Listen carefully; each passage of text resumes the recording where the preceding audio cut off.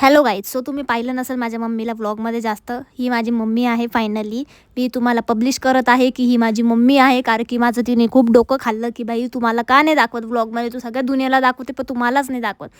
ते मला हर्ट झालं म्हणून मी तिला दाखवलं. ती तेवढ्या टायमात नसते ती म्हणून मी तिला दाखवत नव्हते, बाकी काही नाही. मग मी आज खाल्लं. काय खाल्लं मी आज? गुलाबजामुन. खूप छान होते ते, खूप तोंडात घालताच बिघडून गेले ना. आमची गुलाबजामुन ती बघत होती की मला पण गुलाबजाम दे, आणि मी कोणासाठी थांबत नाही, कोणासाठीच खाणार मी, कोणासाठी थांबत नाही खायच्या बाबतीत. मला कोणाची गरज नाही. सो मी तुम्हाला सांगते कसं लागतं.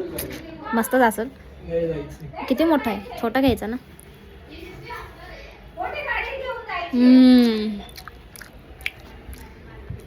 अतिउत्तम, अतिउत्तम, मस्त आहे.